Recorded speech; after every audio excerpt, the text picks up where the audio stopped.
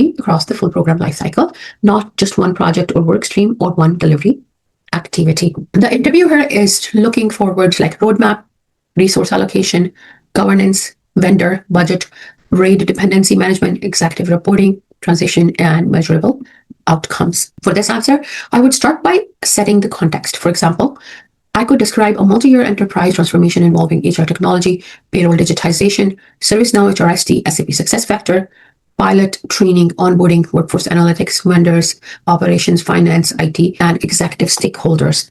Then I would explain the business outcomes. In this example, the goals were to reduce manual effort, improve payroll accuracy, strengthen employee service delivery, and create better workforce reporting. This is important because a program answer should always connect back to the business value and not just activities. Next, I would describe how I structured the program. I would explain that I broke the program into clear work streams, such as HR processes, which needs to be redesigned, system and integration delivery, payroll control, training and change management, data and reporting, vendor delivery, and operational readiness. Then I would speak about resource allocation.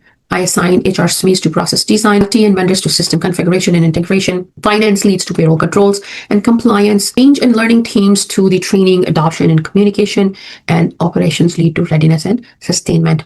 I would also mention that resource capacity had to be reviewed regularly because many teams were shared across multiple work streams. This shows that I understand program resource management, not just task assignments. In this case, I was closely working with the HR operational team, which is HR business partners, HR managers, payroll specialists, or your HR generalist, even in some capacity, the senior HR leadership directors or CHRO, to discuss the payroll policies that were needed to be defined. All these guys have full-time job in HR, and this is their additional work. So it is very important for a program manager to make sure to keep an eye on resource capacity management throughout the program lifecycle. To manage complexity, I used a program roadmap, governance cadence, RAID log, dependency tracking, executive reporting, and regular workstream reviews.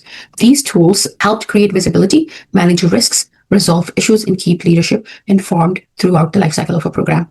When conflict appeared around resources, timing, scope, or priorities, I did not manage them informally. I brought options and trade-offs to governance so decisions could be made based on benefits, risks, cost, and schedule impact.